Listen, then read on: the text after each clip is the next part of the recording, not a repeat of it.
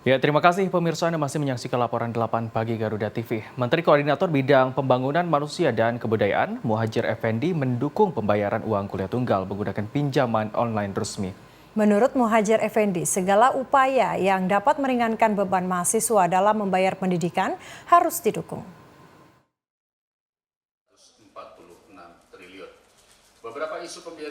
Menteri Koordinator Bidang Pembangunan Manusia dan Kebudayaan, Muhadjir Effendi menyatakan dukungannya terhadap pembayaran uang kuliah menggunakan pinjaman online.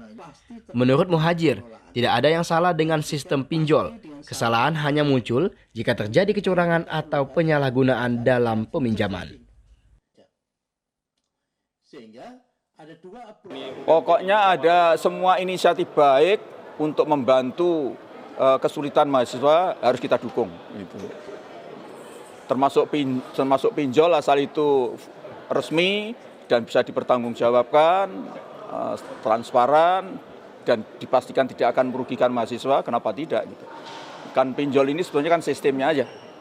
Kemudian terjadi fraud, terjadi penyalahgunaan. Sebelumnya pelaksana tugas Dirjen Diktiristik Kementerian Pendidikan Kebudayaan Ristek dan Teknologi mengatakan, pemerintah melalui Kementerian Keuangan sedang mengkaji skema pembayaran kuliah dengan pinjol atau student loan yang ramah dan tidak membebani lulusan dengan utang yang besar. Salah satu skema student loan yang sedang dikaji intens saat ini adalah income contingent loan yang diterapkan di Australia yang juga diadaptasi di Inggris dan beberapa negara lainnya. Demikian laporan Pani Ahnia Erik Widiono, Garuda TV. Pasti terkait dengan pengelolaan. Yang ketiga pasti dengan saran. Dan untuk mengetahui lebih jauh mengenai alasan dibalik wacana pembayaran kuliah menggunakan pinjaman online dan dampak yang akan ditimbulkan bagi mahasiswa nantinya, sudah bergabung bersama kami pengamat kebijakan publik dari IDP-LP, Riko Noviantoro, melalui sambungan Zoom. Halo, selamat pagi Pak Riko. Selamat pagi Pak, apa kabar? Selamat pagi. Selamat pagi. Sehat alhamdulillah. Ya, baik. Terima kasih sudah bergabung dengan kami di Garuda TV. Pak Riko, tadi baru saja kita mendengar bahwa Menteri Pembangunan Manusia dan Kebudayaan Muhadjir Effendi mengatakan bahwa mendukung jika mahasiswa membayar kuliah dengan menggunakan pinjol. Sebetulnya apakah ini tidak ironi begitu ya Mas ya, melihat dampak negatif dari menggunakan pinjaman online ini untuk membayar kuliah? Bukankah ini akan menjadi beban tambahan ini bagi mahasiswa? Silakan pendapat Anda. Iya, saya pengen mengawali diskusi kita ini dengan statement dari Ronald Reagan ya, Presiden Amerika ke-40 itu emang sejak jauh hari memberikan pesan yang tajam buat praktek pemerintahan. Ronald menyatakan bahwa the government is not solution, the government is problem. Secara detail kalimat itu menyatakan bahwa seringkali masalah itu bukan sesuatu yang alamiah terjadi di masyarakat, tapi justru masyarakat pemerintah sendiri menjadi penyumbang masalah itu sendiri.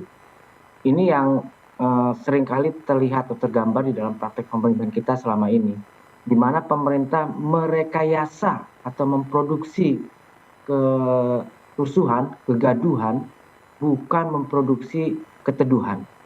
Padahal praktek pemerintahan itu sejatinya adalah memberikan rasa teduh bagi masyarakatnya, kenyamanan yang kemudian kita harapkan produktivitas masyarakat naik dan pemerintahan pun berjalan dengan baik.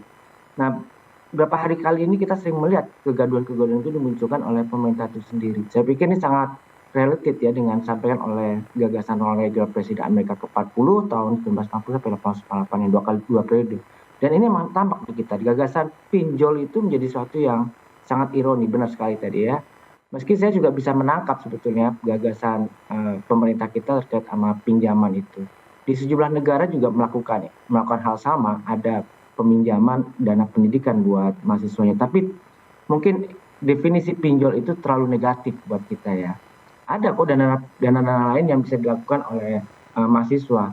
Saya pengen lebih tajam itu sebetulnya di Permendikbud tentang sistem pendidikan nasional juga sudah mengatur tentang dana alumni ya. Saya pikir jika alumni itu bisa mampu memberikan kontribusi juga kepada kampus, kemudian dana itu dikelola baik oleh kampusnya untuk adik-adik kelas, saya pikir ini sebuah hubungan yang bisa dibangun secara sehat dibandingkan dengan pinjol. Itu saya pikir begitu. Pak Riko, ini sebagaimana kita ketahui sebenarnya pinjol ini hanya menunda ya Pak ya, tidak hanya menjadi solusi dari permasalahan pada suatu waktu di mana nanti akan tiba di mana saat itu akan ditagihkan. Nah lalu bagaimana Anda melihat resiko pemerasan yang mungkin dialami mahasiswa akibat dari hutang pinjol ini Pak? Ya itu tadi karena memang kita berangkat pada pemaknaan pinjol itu selalu yang negatif ya. Jika saya mau berangkat tadi melanjutkan, jika misalnya pemerintah secara sehat adalah membangun dialog dengan Menteri Pendidikan atau Menteri PMK, dialog dengan Menteri BUMN, kemudian ada bank-bank secara resmi yang kemudian mengatur atau mengelola dana yang sehat untuk dilakukan peminjaman terhadap mahasiswa untuk perkuliahan. Saya pikir ini juga mekanisme yang seimbang karena apa? Bagaimanapun kan kita butuh sebuah sistem ekonomi atau praktek ekonomi yang berjalan secara berkelanjutan. Bukan berarti saya nyuruh mahasiswa untuk pinjam uang, tidak, bukan begitu. Prinsipnya ketika ada kesulitan berarti ada sebuah jalan keluar di mana mahasiswa bisa mendapatkan dukungan dana yang sehat, yang baik. Pinjol yang terlalu definisinya sangat negatif itu yang saya rasa pilihan kata yang tidak tepat oleh Menteri bahwa penggunaan pinjol, bahwa kita menyiapkan dana misalnya cukup besar dari alumni dengan dana yang dikelola di kampus, kemudian ada perbankan juga yang menyediakan itu. Saya pikir ini menjadi berbeda ya pemaknaannya, karena tidak juga semua mahasiswa boleh melakukan pinjaman, dan ini kan juga standar melakukan pinjaman itu juga tidak dibikin semudah mungkin, hingga kemudian praktek-praktek pinjaman malah jadi tidak tepat, lebih konsumtif. Justru itu yang jadi persoalan. Bahwa kemudian pinjaman itu ada sebuah nilai tagihan, ini kan pemaknaannya memang ada dana yang dipinjam. Maksud saya adalah bagaimana agar kemudian uang pinjaman atau uang yang digunakan itu menjadi lebih tepat dan produktif buat mahasiswa menyelesaikan studi. Toh ini juga bukan kemudian uangnya itu atau mahasiswa itu bisa mudah mendapatkan pinjaman-pinjaman tersebut. Saya tadi berangkat pada Permendikbud bahwa ada dana alumni yang bisa dikelola. Saya pikir kalau itu dibangun menjadi lebih baik dibandingkan kemudian mereka melakukan pinjaman-pinjaman lewat perbankan yang secara resmi dilakukan selama ini. Saya pikir begitu. Iya. Mas Riko, tadi seperti yang Anda sebutkan bahwa seharusnya pemerintah memberikan keteduhan. Artinya ini kan harusnya pemerintah memberikan solusi begitu kan? Betul. Bukan justru malah mendukung mahasiswa untuk melakukan pinjaman online untuk bayar kuliah. Apakah ini bisa dikaitkan dengan rencana pemerintah yang akan menaikkan UKT untuk tahun depan begitu, Mas Riko? Ya baik, emang UKT jadi persoalan ya, akan terulang setiap tahun ya. Ketika memang dana pendidikan kita tidak begitu optimal. Selama ini dana pendidikan yang kita sebut dengan 20% itu lebih banyak teralokasi untuk biaya-biaya operasional. Memang ini menjadi tanda tanya juga buat kita bagaimana membangun atau membuat alokasi anggaran 20% itu menjadi tepat atau lebih pure untuk bagaimana mendukung operasional kegiatan pendidikan. Ya. Kalau tadi misalnya pemerintah itu membuat kegaduhan, saya pikir ini ya praktek pemerintahan beberapa tahun akhir ya, harusnya ini tidak terjadi lah. Saya pikir begitu. Ya, Pak Riko, ini saya ingin menanyakan terlepas dari bagaimana pinjaman online yang sebenarnya ada di dalam perspeksi kita masing-masing terkait dengan bunga. Apakah bunga yang tinggi ini dari pinjaman online atau pinjaman dari manapun ini dapat memberikan nantinya beban finansial yang dapat dikatakan berat bagi mahasiswa? Betul, itu yang maksud saya tadi itu. Kalau kita memaknai bahwa bantuan pendidikan lah ya misalnya, istilahnya kita ganti jangan pinjaman tapi bantuan pendidikan yang sehat tadi kita berikan, artinya ada sebuah skema pembayaran yang tentu dibuat sebaik mungkin, karena tujuannya ini kan untuk membantu mahasiswa menyelesaikan studi. Beda ya kalau pinjaman itu yang sifatnya komersil, pinjaman misalnya kredit kendaraan, kredit rumah, itu kan suatu hal yang berbeda ya. Saya pikir ini model atau praktek pola ekonomi di pendidikan yang mungkin bisa juga kita kembangkan ke depan. Tapi cuma basis anggarannya, saya pikir harusnya basis anggarannya dari lingkungan kampus, dari alumni yang kemudian menyumbang, karena di dana alumni juga sebenarnya bisa dikelola hal itu. Soal besar dan kecilnya dana yang terkumpul, justru itulah jadi syarat untuk dialokasikannya secara detail, secara rigid. agar tidak semua orang kemudian bisa menggunakan dana-dana tersebut. Kemudian soal nilai pengembaliannya tentu dihitung dengan nilai yang sangat fleksibel agar kemudian mahasiswa tidak merasa terbebani setelah masa kuliah kemudian. Kalau misalnya tadi pinjol itu memang definisinya sangat negatif di alam pikir kita ya, apalagi dengan praktek pinjol itu sendiri yang secara sampai sekarang itu juga masih tidak nyaman untuk didengar. Iya, Mas Riko, ini bagaimana ya untuk memberikan literasi keuangan, literasi finansial kepada mahasiswa agar tidak terlibat pinjaman online? Ya, saya setuju nih, saya setuju. Ya. Memang perlu ada sebuah upaya tadi yang kita sebut edukasi literasi keuangan ya untuk mahasiswa. Bagaimana agar pinjaman atau penggunaan dana itu menjadi lebih baik sesuai dengan tujuan itu sendiri. Tentu ini tidak jauh dari sikap atau kebiasaan kita yang lebih konsumtif ya. Bingung menggunakan dana yang mana yang butuh dan mana yang diinginkan, mana want, mana needs ya. Kita lebih tertarik pada persoalan yang want, yang bukan satu yang substansi yang berkaitan dengan praktek sehari. Kalau soal itu, saya pikir banyaklah praktisi keuangan yang bisa berbagi pengetahuan.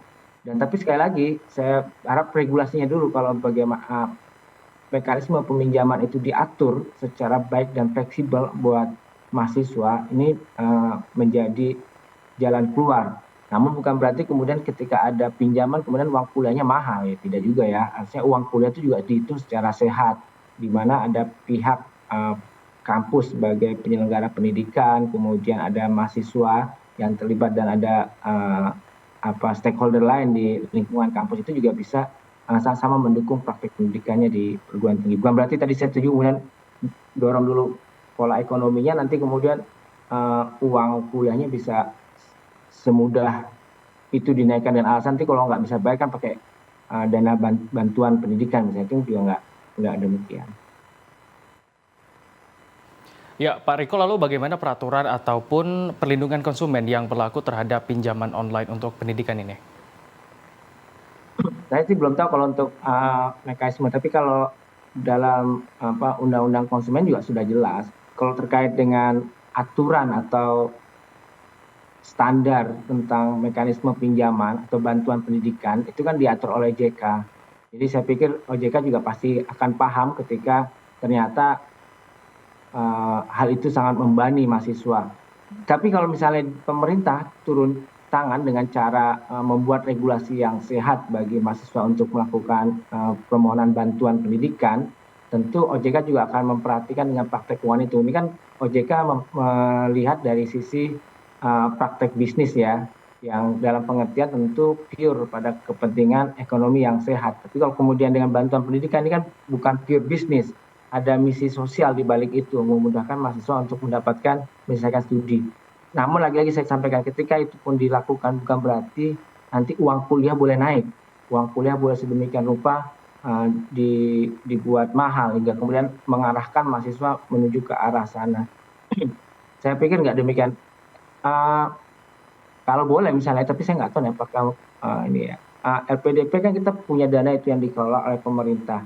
Itu untuk kampus-kampus yang lain apakah bisa kemudian dana abadinya, dana kuliahnya atau dana mahasiswanya yang diikat dari dana alumni tadi itu disinergi saja dengan LPDP. Jadi LPDP bisa lembaga yang memang memberikan model peminjaman yang lebih baik. Saya belum tahu apakah bisa, karena LPDP itu kan sebetulnya memang dana yang tersimpan untuk dana pendidikan ya. Mekanisme bentuknya beasiswa bukan bantuan, dalam pengertian kita adalah ada pinjam. Saya pikir boleh saja kita cobakan simulasi-simulasi di mana yang ideal agar kemudian perkuliahan bisa berjalan baik, kemudian mahasiswa alumni juga atau mahasiswa yang sudah selesai juga bisa kemudian memberikan kontribusi atau memberikan pengembalian juga secara sehat. Baik, Mas Riko, singkat saja ini, apa menurut Mas Riko sebagai seorang pengamat kebijakan publik, solusi yang baiknya dilakukan pemerintah atau kebijakan yang harusnya diambil pemerintah dibanding daripada mendukung mahasiswa untuk melakukan pinjaman online begitu ya? Apa supaya mahasiswa tetap dapat berkuliah dengan uang kuliah yang terjangkau dan bebas dari hutang? Silakan Mas. Satu saja saya pikir, jika kita bisa ngelola dana keuangan secara baik, keuangan negara ya, khususnya bagaimana kemudian mencegah angka korupsi itu terlalu tinggi, atau kita bisa menarik semua dana-dana para koruptor itu luar biasa. Saya pikir kalau itu dilakukan, angka biaya pendidikan kita menjadi lebih baik. Artinya tidak perlu sulit lah, kita sibuk berpikir bagaimana mengendalikan angka biaya perkuliahan yang murah, tapi kemudian di luar sana praktek korupsi luar biasa. Kemarin kita gaduh dengan 271 triliun yang ramai dengan korupsi tambang itu.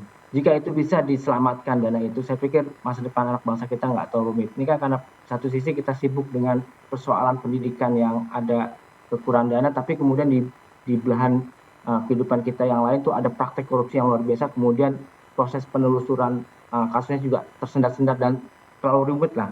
Jika pemerintah komitmen itu dana koruptornya kalau ditarik bisa untuk membantu para mahasiswa dan kita cegah semua praktek korupsi. Berarti otomatis kita menyelamatkan dana negara yang luar biasa. Baik, baik. Terima kasih Mas Riko Noviantoro atas dialognya pada pagi hari ini. Terima kasih. Salam sehat.